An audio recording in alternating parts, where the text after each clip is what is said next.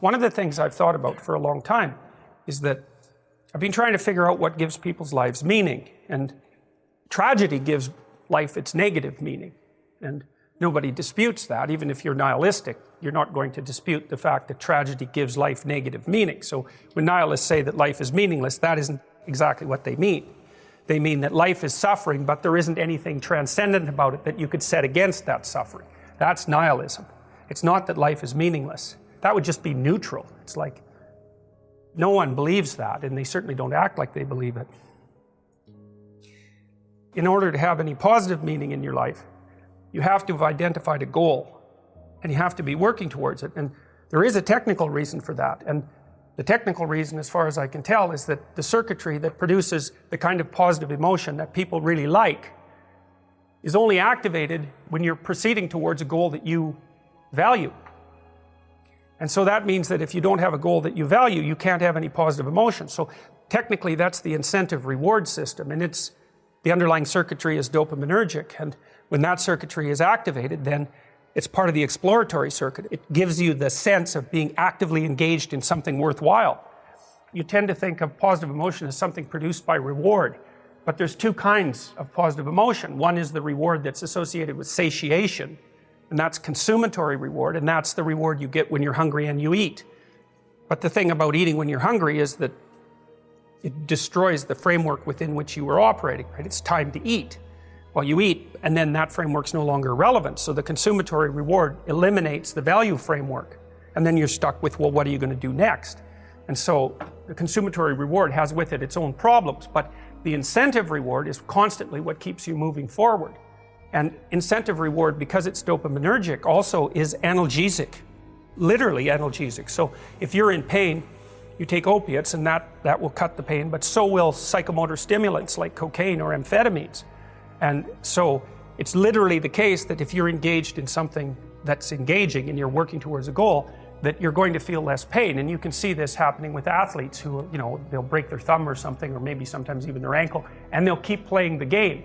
Of course, afterwards they're suffering like mad, but the fact that they're so filled with goal-directed enthusiasm means that, well, the pain systems are in some sense shut off. So that's an interesting thing, because then you could imagine, I might say, well, how happy are you that you've made a certain amount of progress? And if you think about it, what you'd say is, well, it depends on how much progress and in relationship to what.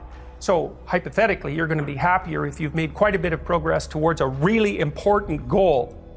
And then you have to think through what it means for a goal to be really important, because that's not obvious. Now, you could say, you're in this class and you're listening to some information, and maybe there's two reasons for that. You might find the information interesting per se, but let's forget about that for a minute. You need to listen to the information so that you can do well on the assignments, so that you can do well in the class. You need to do well in your classes so that you can finish up your degree. You need to finish up your degree so that you can find your place in the world. You need to do that so that you're financially stable, and maybe you can start a family and have a life, and that's all part of being a good person, something like that. And so that's a hierarchy of goals, and you might say that being a good person would be the thing, however vaguely thought through, that's at the top of that hierarchy. And then when you're doing things that serve that ultimate purpose, then you're going to find those more meaningful, and that meaning is actually produced as a consequence of the engagement of this exploratory circuit that's nested right down in your hypothalamus. It's really, really old. It's as old as thirst, and it's as old as hunger. It's really an old system. And so you want to have that thing activated. I mean, at least from well, it isn't only from a hedonic point of view. It isn't a matter of being happy. It's the wrong way of thinking about it. It's much more complicated than that.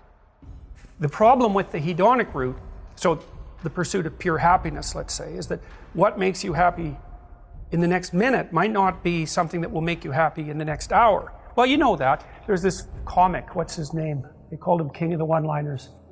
He talked about drinking wine. He said, don't you know that's going to cause a hangover? And he said, yeah, at the end, but the beginning and middle are excellent.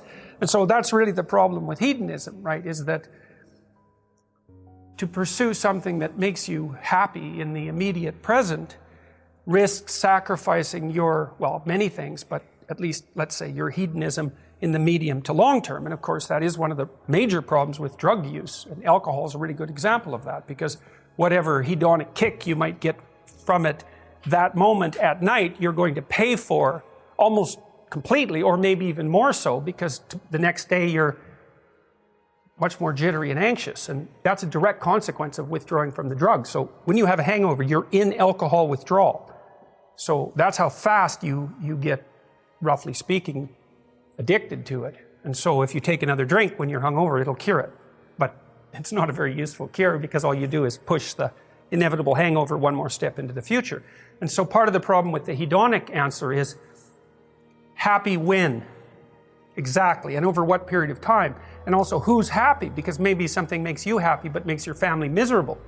Now, you could say, well, I don't care, but you do care if you have to live with your family, because they're going to take it out on you. So the impulsive hedonism, which is also fostered, say, by positive emotion, it tends to put people into a state of the pursuit of short-term hedonism. It's not a good medium to long-term solution. I actually think that's why people evolved conscientiousness, right? Because conscientiousness is not happy. Conscientious people aren't conscientious because it makes them happy. We're starting to think that they're conscientious because they actually feel terrible if they're just sitting around doing nothing. And so it's a way of staving off the stress that's related to enforced leisure, something like that. You know, if you know industrious people, some of you are industrious, some of you will have industrious parents. They just can't sit around and do nothing. They have to be working. They don't feel good unless they're working. So one thing about conscientiousness is that it involves continual sacrifice, right? You're doing difficult things in the present, hypothetically, to make the future better. But that's not driven by hedonism by any stretch of the imagination. And conscientiousness is actually a pretty good predictor of long-term life success in stable societies. Because there's also no point in being conscientious and saving things up and storing things if a bunch of thugs are going to just come in randomly and take it all away. So conscientiousness actually only works intelligently in societies that have some medium to long-term stability. You know, because you can get wiped out by hyperinflation too, because hyperinflation kills off the conscientious people. The people who accrue debts are thrilled when hyperinflation kicks in because it wipes out their debts. But of course, those debts are the things they owe to people who were conscientious enough to save.